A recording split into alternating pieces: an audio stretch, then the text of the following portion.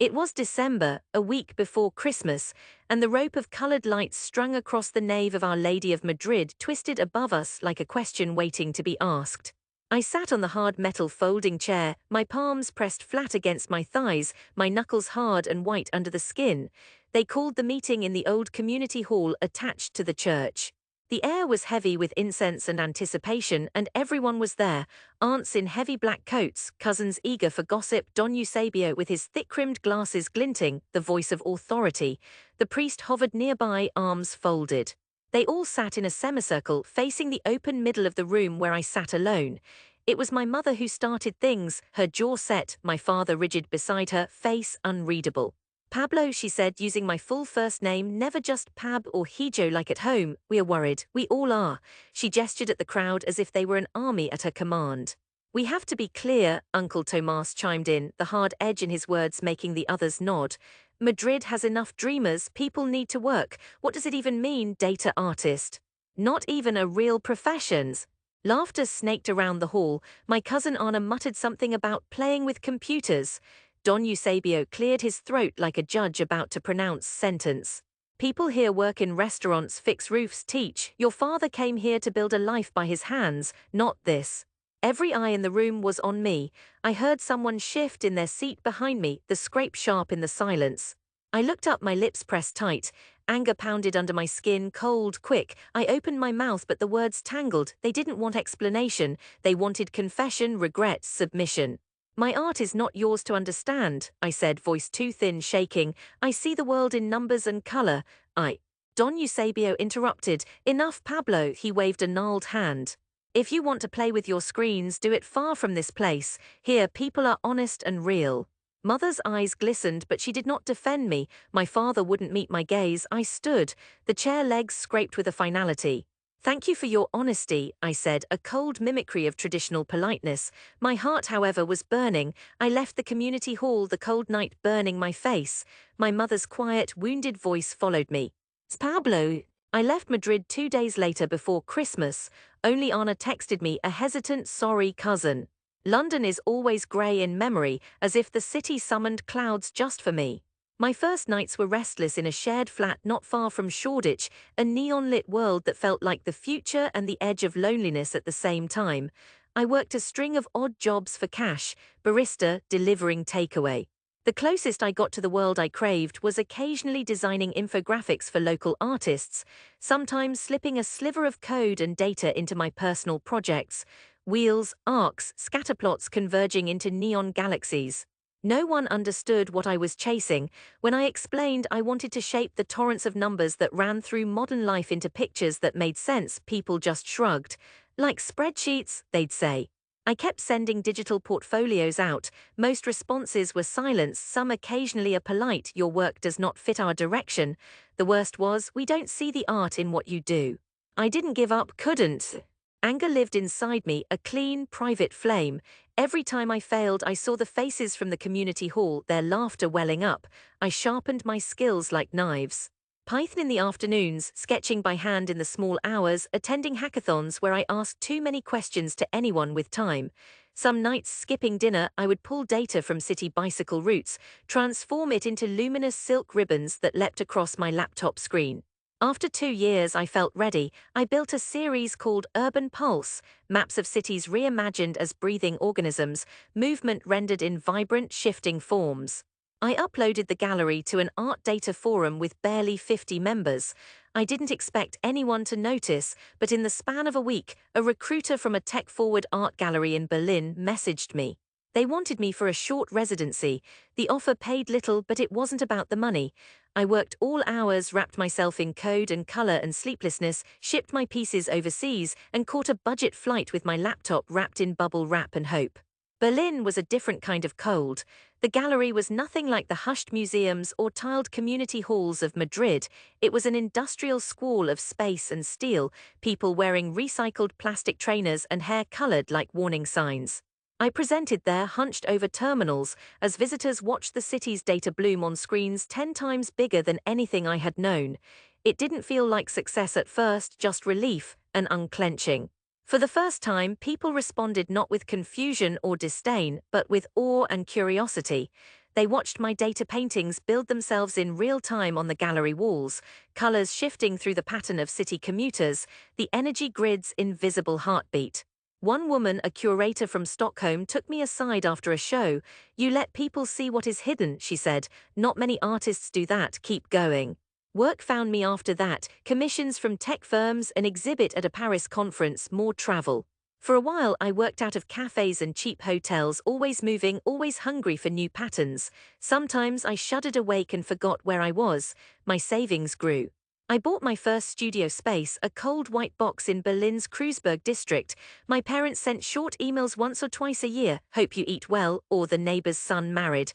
I never spoke of my work, uncertain if they would mock me again or worse, be indifferent. 5 years passed. I achieved more than I once dared: a permanent exhibit in Tokyo, a collaboration with a Spanish fintech that made the cover of an international design magazine. They showed a photo of an installation, 20 meters of translucent screen, aglow with pulsing city rhythms. But Madrid was always in the periphery. I scrolled local news at night, half lost in longing. I missed the way light pooled on old stones after rain. I missed the church bells. I missed, perhaps above all, the hope that my family might someday understand. It was Anna who called first. She was breathless, the old closeness faint but tangible over the years. "Pab, there's an arts fair in Madrid now in Lavapiés," they messaged me. "They want you to headline. They're flying people in from everywhere: electronics, data, art. It's in the old opera house." I told them, "Yes, you'll come, right?" I hesitated. Anna persisted. "Things have changed, cousin, and so have you." Serenity had edged in over the years, softening old wounds. I found myself saying yes. I flew home in May, the air hot and bright. Madrid felt smaller, less forbidding, the streets scrubbed clean. My old neighborhood smelled of roasting chestnuts and wet stone. I stayed in a rented apartment, all new appliances and two bright lights, modern and yet a little soulless. The opening night coincided with a local fiesta.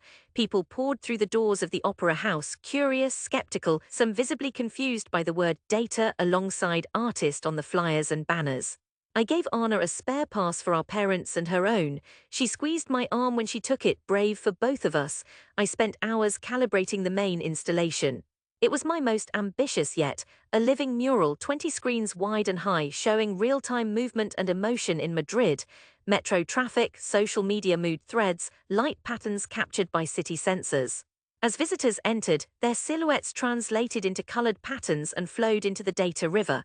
Old neighborhoods sparkled in gold, the park at Retiro breathing blue, the train lines surging with red and green. The evening was thick with sound. I waited near the entrance, keeping myself to the crowds. That old familiar tension, anger, yes, but steadied now, made me alert, not molten. Then my parents arrived, Anna leading them like uncertain pilgrims. My father looked older, his hair grayer, my mother's lips pressed tight with effort. Don Eusebio and several others from the old community hall had come too, perhaps pulled by the rumor of spectacle. They paused beneath the endless screens. For a moment none spoke. Then Retiro Park glimmered with a yellow pulse as more people entered, children chasing reflected light with their hands. My father blinked. "Is this you?" His voice was uneven.